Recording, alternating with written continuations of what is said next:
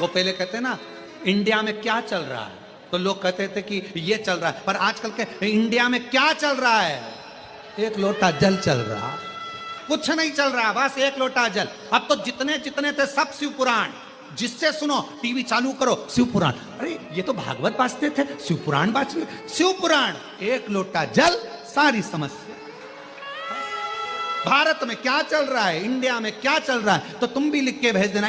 बहुत दिनों से आप प्रयास कर रहे हो और काम अटका पड़ा हुआ है, तो प्रयास करना, जल के पात्र में थोड़ा सा शहद, गंगा जल उसमें डालकर, पात्र में जल लेकर उसमें थोड़ा सा शहद, गंगा जल डालकर भगवान शंकर को कुंदकेश्वर महादेव के नाम से, कौन से महादेव? कुंदकेश्वर। कहते हैं बहुत बांधाओं में जब व्यक्ति पड़ जाता है, बहुत बांधाओं में जब व्यक्ति चला जाता है, कुछ ना कुछ समस्याओं में जब व्यक्ति फंसा रहता है, पड़ा रहता है, तो कुंदकेश्वर महादेव का स्मरण। बहुत दिनों से आप प्रयास कर रहे हो और काम अटका पड़ा हुआ है, तो प्रयास करना, जल के पात्र में थोड़ा सा शहद, गंगा जल।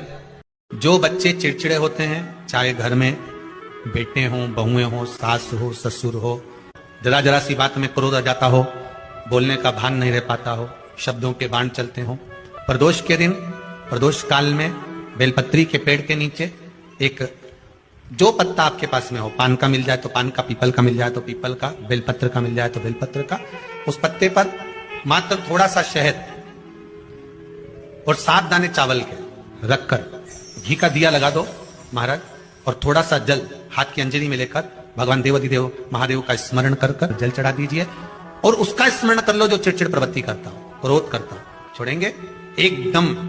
एक प्रदोष करेंगे, दूसरे प्रदोष तक तो आपको कोई दिक्कत ही नहीं, 2-3 प्रदोष कर कर देखिए।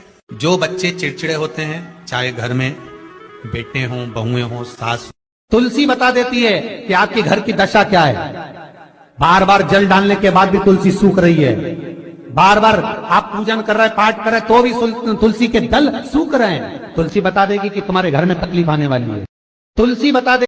16 दिन श्राद्ध में बन सके आप अगर किसी को भोजन करा सके ठीक है, ना करा सके ठीक है, कुछ नहीं बने तो थोड़ी सी घास, थोड़ा सा ग्रास तोड़कर गौ माता को भी खिला देने पर हमारे पूर्वजों को, हमारे पितरों को मुक्ति प्राप्त हो जाती है, मोक्ष मिल जाता है। क्यों? गौ माता के शरीर में देवताओं का निवास। 16 दिन श्राद्ध में बन सके आप अगर किसी को भोजन करा सके ठीक है, ना करा सके ठीक है, कुछ नहीं बने तो थोड़ी सी घास, थोड़ा सा ग्रास तोड़कर गौ माता को भी खिला देने पर हमारे पूर्वजों को, हमारे पितरों को मुक्ति प्राप्त हो जाती है, मोक्ष मिल जाता है। क्यों? गौ माता के शरीर में देवताओं का निवास। 16 दिन श्राद्ध में बन सके आप अगर किसी को भोजन करा सके ठीक है, ना करा सके ठीक है, कुछ नहीं बने तो थोड़ी सी घास,